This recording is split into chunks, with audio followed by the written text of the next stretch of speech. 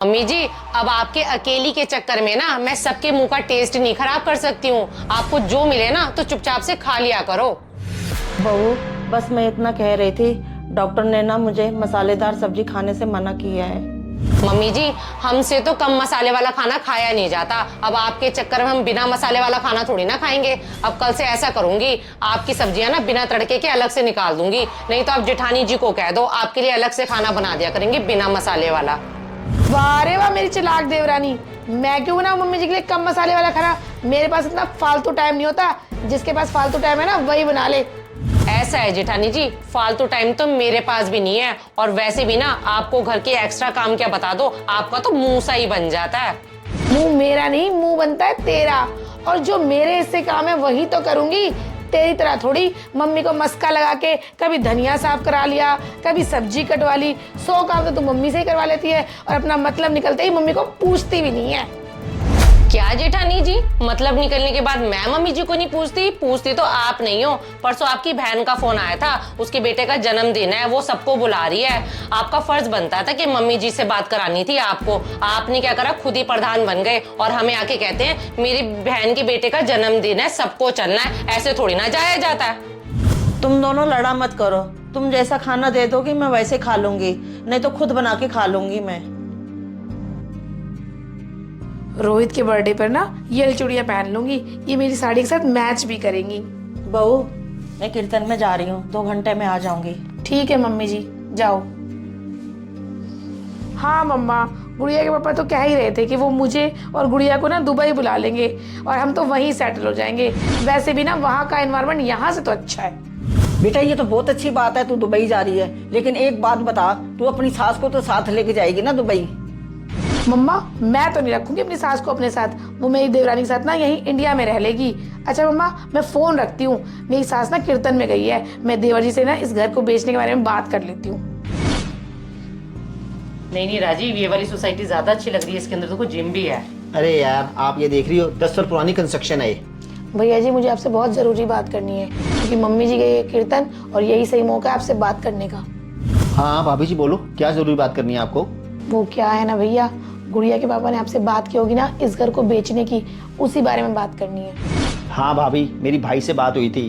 भाई कह रहा था वो भी इस घर को बेच के ना अपना हिस्सा लेके दुबई में सेटल होना चाहता है, आपको और गुड़िया को लेके। भैया, सेटल तो हम जब होएंगे ना जब ये घर बिकेगा। इस घर को बेच के जो पैसे आएंगे उन्हीं पैसों को मिला के तो हम दुबई में घर ले पाएंगे।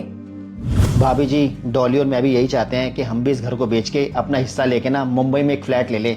और भाभी जी, आप प्लीज मम्मी जी को अपने साथ ना दुबई ले जाना। भैया, गुड़िया के पापा ने ना साफ कह दिया था कि दुबई में बहुत महंगाई है, मम्मी को आपके पास ही छोड़ दें और उनका खर्चा ना हर महीने हम भेजते रहेंगे आपको। अरे वाह भाभी जी, हमें ना बहुत अच्छे से पता है आपकी चालाकी। मम्मी जी को ना रखने वाली बात ना भैया जी ने नहीं बोली होगी, जरूर आपने ही बोली होगी। हमें नहीं पता मम्मी जी का कितना सारा काम करना होता है, मम्मी जी का खाना पीना। आपको ये सब कुछ ना करना पड़े ना, तभी मम्मी जी को हमारे मत्थे मर रही हो। ऐसा है, मेरी शादी ना तेरे से 4 साल पहले हुई थी और जब तू नहीं थी ना तो मैंने देवर जी और मम्मी जी का बहुत किया है और अब मैं थक गई हूँ। मैं नहीं कर सकती बहुत ज्यादा काम, अब तू ही रखेगी मम्मी जी को अपने पास। भाभी जी, हम मम्मी को रख तो लेते हैं, लेकिन भाभी जी हमारी ना मजबूरी है। असल में क्या है, डॉली ना नौकरी करना चाहती है। अब डॉली अगर नौकरी करेगी तो मम्मी जी का ध्यान कौन रखेगा भाभी जी? इसलिए मैं कह रहा हूँ भाभी जी, हम मम्मी जी को नहीं रख सकते, प्लीज आप रख लेना। अरे मम्मी, आप तो कीर्तन पे गए थे ना, इतनी जल्दी कैसे आ गए? हाँ बेटा, कीर्तन में जा रही थी, लेकिन पर्स लेना भूल गई थी, वही लेने आई थी। अच्छा मम्मी जी, मुझे फोन कर देते, मैं आपका पर्स देने आया था। और मम्मी जी, अभी हम सब बात कर रहे थे इस घर को बेचकर अपना अपना हिस्सा लेने की। और मम्मी जी, इसी बारे में भाई का भी फोन आया था दुबई से। बेटा, इस घर से ना मेरी बहुत ही यादें जुड़ी हुई हैं। इस घर को मत बेचना मेरे जीते जी। मम्मी जी, गुड़िया के पापा तो अब दुबई में रहेंगे और वो ये कह रहे हैं मैं और गुड़िया भी वहाँ आ जाएं, और उसके लिए हमें घर भी चाहिए और घर खरीदने के लिए पैसा चाहिए। और जब हम ये घर बेचेंगे और इसका जो हिस्सा आएगा उसी पैसे से तो हम वहाँ घर ले सकते हैं। बहू, तुम लोग इतने जल्दबाजी क्यों कर रहे हो? मेरे मरने के बाद में जो जी चाहे वो कर लेना।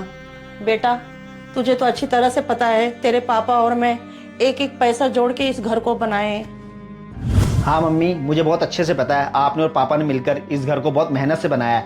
लेकिन मम्मी, अब इन बातों का ना कोई फ़ायदा नहीं है। आप ऐसा करो, कल तक ना हमें अपना फाइनल डिसीजन बता देना। ठीक है बेटा, जब तुम सब लोग ने सोच लिया है, कल मैं अपना फैसला बता दूंगी।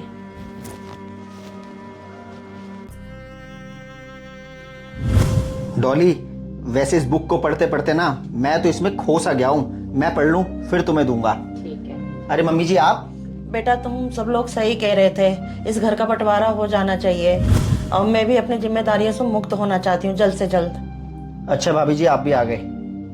मम्मी जी, मैं तो खुशी की मारी ना पूरी रात सोई नहीं। सारी रात ना मैं दुबई में सेटल होने के सपने ही देखती रही। अब बताओ ना आपका फैसला क्या है? बहू, वैसे तो मैं भी पूरी रात नहीं सो पाई। बेटा, यह है मेरा फैसला। थैंक यू मम्मी जी, मुझे पूरा भरोसा था कि आप फैसला हमारे हक में ही करोगे। मम्मी जी, ये क्या? इसमें तो लिखा है कि आपके मरने के बाद आपकी सारी जमीन जायदाद वृद्धाश्रम को चली जाएगी। ये कैसा फैसला है मम्मी जी? बेटा, ये बिल्कुल ठीक फैसला है। मैं जहाँ रहूंगी मेरी प्रॉपर्टी उसी के नाम पे होगी। ये क्या मम्मी जी, माँ बाप अपनी प्रॉपर्टी अपने बच्चों के नाम करते हैं, आपने क्या किया, अपनी प्रॉपर्टी वृद्धाश्रम के नाम कर दी। हाँ बहू, तो बिल्कुल ठीक कह रही है। माँ बाप अपने बच्चों के नाम ना पूरी प्रॉपर्टी कर देते हैं, लेकिन तुम जैसे नालायक बच्चों को ना फूटी कौड़ी नहीं देनी चाहिए।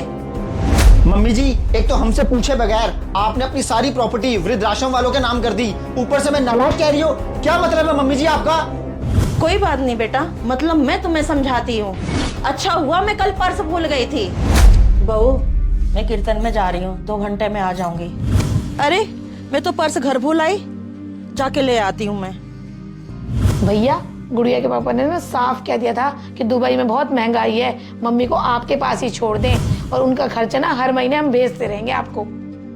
भाभी जी, हम मम्मी को रख तो लेते हैं, लेकिन भाभी जी हमारी ना मजबूरी है। असल में क्या है, डॉली ना नौकरी करना चाहती है। अब डॉली अगर नौकरी करेगी तो मम्मी जी का ध्यान कौन रखेगा भाभी जी? इसलिए मैं कह रहा हूँ भाभी जी, हम मम्मी जी को नहीं रख सकते, प्लीज आप रख लेना।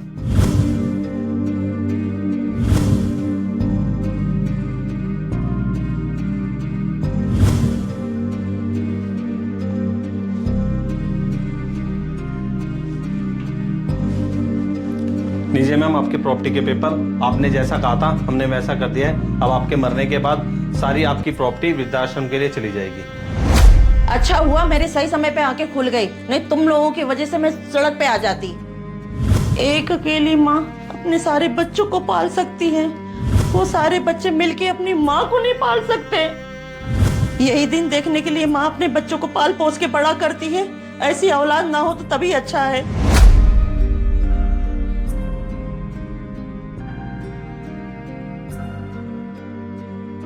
अच्छा हुआ आज इस दुनिया में आप नहीं है, नहीं तो आपको भी यही दिन देखना पड़ता। जब हमारे दोनों बेटे हुए थे ना, आप कहते थे कि हमारे बुढ़ापे की लाठी है।